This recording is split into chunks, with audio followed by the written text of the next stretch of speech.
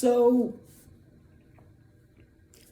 here's the thing about a lot of movies that have been coming out recently. For some reason, every once in a while, you'll find one of these movies that, you've probably heard this a ton of times too, you've probably heard the term, it feels like a 90s movie. You probably heard it if you watched someone review Yogi Bear. You probably heard it if you watched someone review Sonic the Hedgehog. Because I think I might have even said that in my top 10 worst of last year when Sonic was on the list. Or about the awful Jim and the Holograms movie.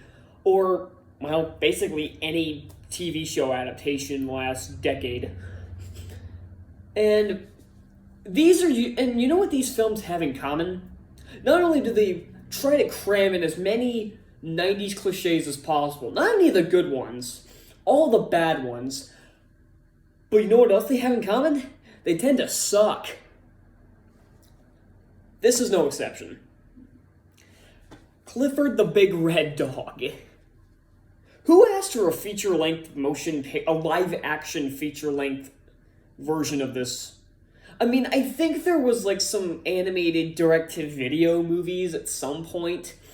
There has to be. But who asked for a live-action version? Especially when this movie clearly does not have the budget to make this thing look good.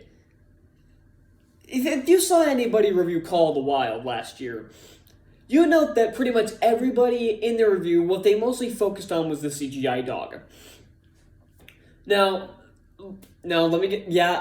they could have used a real dog for that one and just kind of CGI'd like the face when it needed to like do things or needed to be expressive, I should say.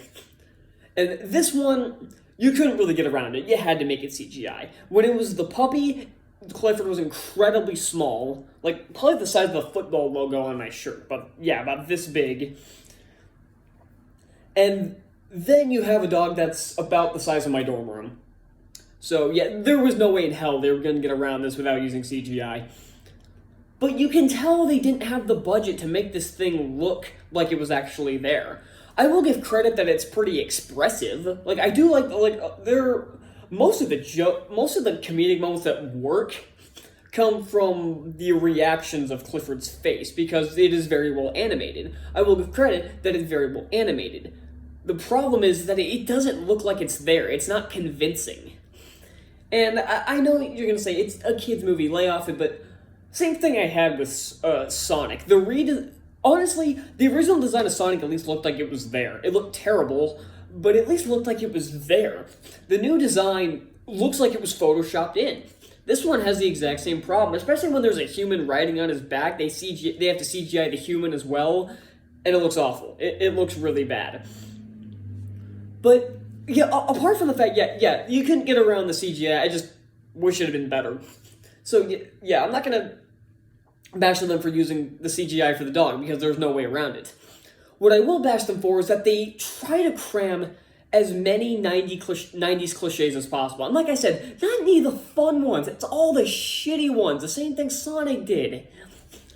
It's the same plot as if you've seen things like Yogi Bear or Sonic the Hedgehog or Gem and the Holograms or yeah, I know there are more. I came up with more examples earlier, but you know what I'm talking about. You know what 90s cliches are. You know which ones, and you know which ones you can have fun with. This one thinks it's still fresh for some reason, and they're not. Like, it starts off with with a narration and like some kind of like storybook opening where it's like illustrations in a book. It's like, the opening to Sonic the Hedgehog, which also had the I bet you're wondering how I got here, that is worse, I will give credit, because I think the only cliche worse than that is it was a dark and stormy night. So at least it wasn't the worst, but get a little creative with it. And then you have the girl who's going to this new school, and for some reason there's somebody who picks on her for absolutely no reason. Like, they don't even show her first day of school. Like, they don't even show what started it. They skip over that first day and just see her leaving. So we're already missing information, and it has to be told through crappy exposition. And then you have the bumbling caretaker who has to watch her for a few days, but honestly, they don't even... The air conditioner turned on, and that's probably going to mess up the audio, so I'm going to turn it off just in case. But honestly, this guy, it starts off the same way. Like, and another cliche I just remembered is that a lot of these movies, how are you introduced to a character a lot in bad, like, movies like this? They're introduced and they're late for something. Alvin and the Chipmunks, Green Lantern, just to name a few, starts off with somebody being late for something. And this one gives us introduced to Uncle Casey.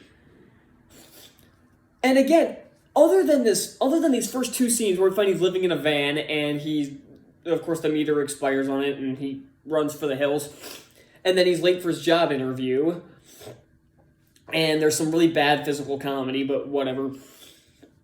And the comedy in this overall is pretty bad, but I'll get to that later. But after that, there doesn't really seem to be much of a problem. Because, yeah, if you want to have the bumbling uncle, fine, but you can tell he's trying to mature a bit more, and that's what he does in this movie. And it doesn't seem like he learns how to be mature like a lot of these other ones. It's quick like that. Like, all of a sudden, he's trying to do exactly what Emily's mother told him to do. And he's trying to do it. He's trying to do it right.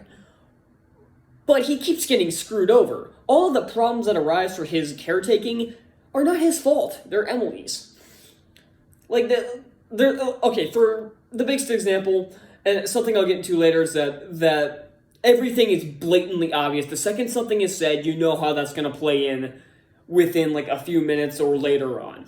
And you hear some dialogue from the super talking to some new residents, I guess. Clearly, purely for expositional purposes, where there are no pets allowed in the building. Yeah, I wonder how that goes down. So, and then they go to this, like, animal shelter, and they find Clifford, who is currently being watched by John Cleese. What happened to this guy? He is such a great, dignified actor, and he is such a good one, too. But I don't think he's done a damn thing since the Shrek movies. I haven't seen him in a damn thing since the Shrek movies. What has he done? Somebody tell me what he's done since Shrek 4. I don't know. I really don't. You can tell his career's kind of coming to an end if he's doing this, because he's in this movie for all of 5 minutes. I'll give credit, 5 minutes of John Cleese is still better than every other actor in this. Although he looks like he's kind of going through the motions regardless, but I digress. So anyway, they get Clifford, because of course they do, because Emily's too stupid to realize, oh yeah, there are no pets in the building, so maybe this is a bad idea. Even though Casey constantly tells her this, she refuses to listen. And then, of course, the next day, he's 10 feet tall, something like that. And through some magic bullshit that's not really explained, not in any, like, actual way. And I know the argument, don't explain the magic. There's a difference between lore magic and this kind of crap. Something like the Force, like with the midi-chlorians and Phantom Menace, didn't need to be explained. Or like Legend of Korra, how they explain the Avatar cycle. That didn't need to be explained. Why? Because no one cares. This one, magic is used as a crutch here because they don't know what the hell they're doing. And they could just had it, where he just grows 10 feet tall, just somehow. It's magic. He's suddenly 10 feet tall in the span of about 8 hours. And we don't see him, like, gradually grow or anything, just... So of course, and then you have the cliche of them having that. Normally it's a kid hiding something from a parent, but instead it's Emily and Casey hiding it from the super. How he doesn't realize there's something in the apartment is beyond me. And again, leads to more bad comedy. And then you have the big company, or this case, like, genetics corporation, I guess, who want to abduct Clifford. Jeez, why couldn't I say that word? Although something I will say is that their motivations are at least a little different, but it seems like an afterthought. Like, the motivations for these people is that what they've been experimenting with sheep most of the time, because of course they are, is that they're trying to, it's like they're trying to make things grow, I guess. Like, they're trying to, like, genetically grow things so they can, like, grow a food population, I guess. I don't think food population is the right word, but that's what I'm going with. And okay, it's different. At least it kind of makes sense. It's not just, oh, they want money, they want power, they want something else. No, they at least have an actual motivation that's related to science. That they want to actually help the world, just not doing it in the best of terms. So, okay. But it never comes up again. After the first scene, it's never mentioned again. So it feels like an afterthought. And not to mention, it's the same stereotypical people with the black vans chasing after people. Even Max Steel, the movie, did this cliche, and that movie at least kind of avoided the pitfalls by being a superhero movie. It had a lot of superhero movie tropes, but it didn't have a lot of this crap. Partly because the TV shows for Max Steel came out in the 21st century. It was just the toys in the 90s, but still. And it's... I know I've been going into spoilers in this, but I really don't care. And one thing I will give it is that there was a cliche dodge here where... So Emily basically has this new friend named Owen. He's this really short, scrawny, nerdy kid with glasses because, of course, he is. And, of course, he has an absurdly rich family. And his father offers to take Clifford on a boat to this kind of, like, animal refuge or something where there's a lot of different animals. I think it's Japan. I have no idea where it is. I kind of tuned out the second half of this movie, and including skipping scenes entirely, because I watched this on Paramount Plus, because there's no way in hell I'm paying to see this. So I was able to skip around. I skipped pretty much any scene with the villains where they were, like, trying to chase Clifford down, like, where they're just kind of going around. Like, I just skipped all those scenes because I knew what they were, but then his father offered to take Clifford there.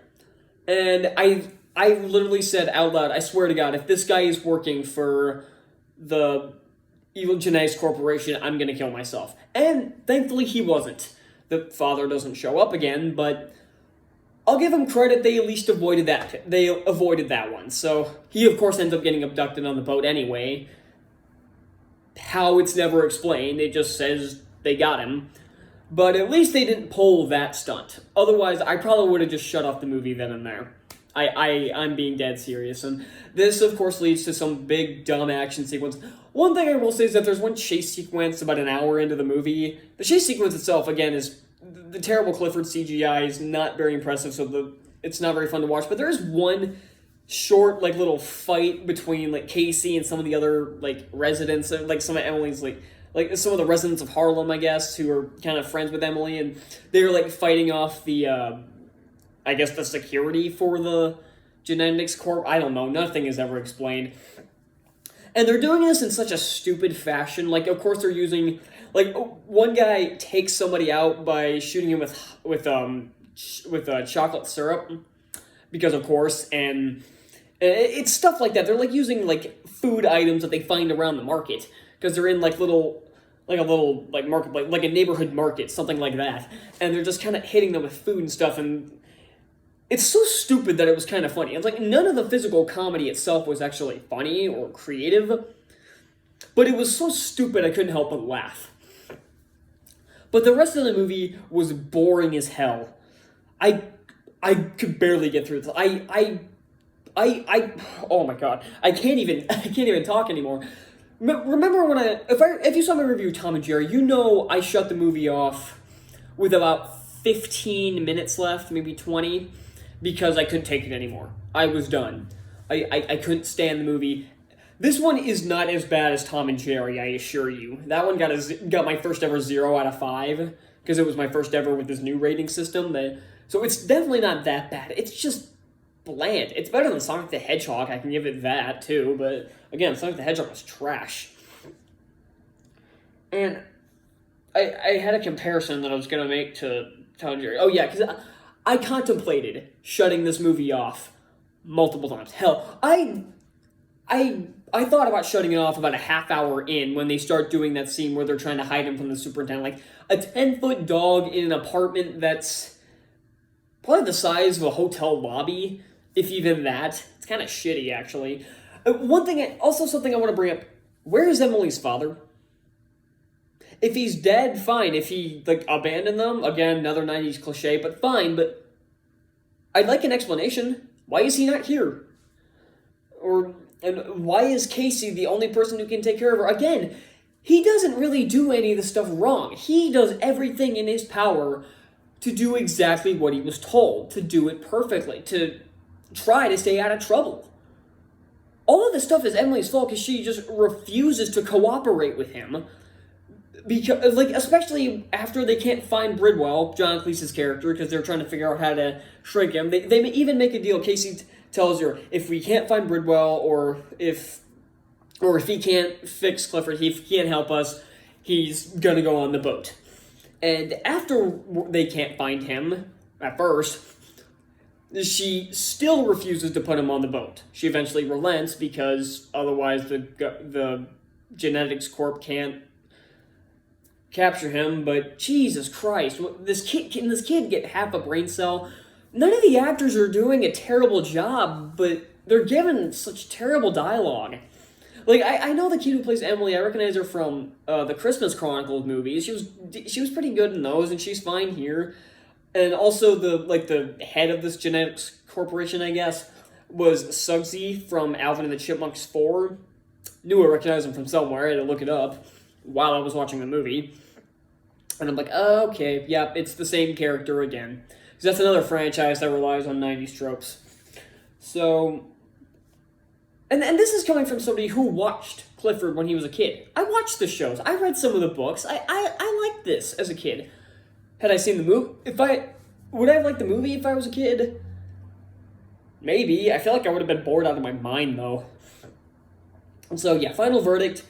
Don't watch this. And also, this is the final nail in the coffin for me looking at audience reviews as well. Because there were multiple reviews on Google, on the little Google reviews, that started with, I only saw the trailer, and yet it was a 5-star review. So yeah, I'm not trusting that bullshit anymore. So yeah, that's all I got for Clifford the Big Red Dog. This was really dumb. Don't bother. I have no idea what to score this. 2.1 out of 5, I guess. It's better than Halloween Kills, so that gave 2 out of 5, so I feel like I'm obligated to go a bit higher, but man, was this lame. So, thank you all so much for watching, and if you'll excuse me, I have more movies to watch. We got Red Notice and Home Sweet Home Alone. And from what I've seen of other people, and I know I've said I've stopped looking at reviews, but I decided to look anyway, both these movies are going to suck as well. Yay.